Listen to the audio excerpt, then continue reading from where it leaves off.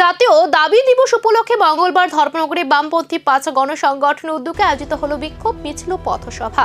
শ্রমিক স্বার্থ বিরোধী শ্রম কোড বাতিল, NGNREGA প্রকল্প পুনরায় চালু, ২০০ দিনের কাজের গ্যারান্টি এবং সাম্প্রতিক প্রাকৃতিক দুর্যোগে ক্ষতিগ্রস্ত পরিবারগুলোর জন্য পর্যাপ্ত ক্ষতিপূরণের দাবিতে সরব হন আন্দোলনকারীরা। কর্মসূচিকে কেন্দ্র করে শহরে রাজনৈতিক উত্তাপ ছড়ায়। শ্রমিক, কৃষক, নারী, ক্ষেতমজুর এবং উপজাতি গণমুক্তি পরিষদের নেতা কর্মীরা শহরের বিভিন্ন গুরুত্বপূর্ণ রাস্তা পরিক্রমা করে ভগৎ সিং কর্নারে গিয়ে জমায়েত হন। পরে সেখানে অনুষ্ঠিত হয়। আগামী দিনে এই আন্দোলন আরো বড় আকার নিতে পারে বলেও আশঙ্কা করছে একাংশ। জেনে গেছেন সমগ্র ভারতবর্ষ জুড়েই শ্রমিকরা যখন তাদের ন্যায্য মজুরির দাবিতে লড়াই করছে, তাদের অধিকারের জন্য লড়াই করছে, সে সময় তাদের উপর রাষ্ট্রশক্তির মদতে নির্মম আক্রমণ সংঘটিত হচ্ছে। মিথ্যা মামলায় তাদেরকে গ্রেপ্তার করা হচ্ছে, তারা মজুরি পাচ্ছে না।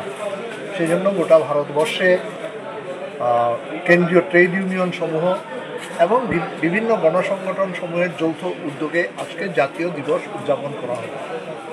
আমরা আক্রান্ত, বিশেষ করে করোনা মহামারী কালীন সময়ে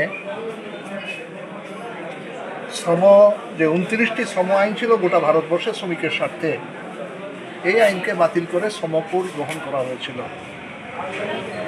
এবং পরবর্তী সময়ে বিভিন্ন ট্রেড ইউনিয়ন সমূহের আন্দোলনের পরিপ্রেক্ষিতে কেন্দ্রীয় সরকার তার বিধি রচনা করেননি। সাম্প্রতিককালে যে খসড়া বিধি, শ্রম কোডের যে বিধি তারা রচনা করেছিল, তা আইনে বলবৎ করেছে গত 8ই মে। এই আন্দোলনে কি শুধু দাবি আদায়ের লড়াই, নাকি এর আড়ালে তৈরি হচ্ছে বড় রাজনৈতিক মেরুকরণ? ধর্মনগরে এই বিক্ষোভ এখন সে প্রশ্ন ছুড়ে দিচ্ছে রাজ্যের রাজনীতিতে।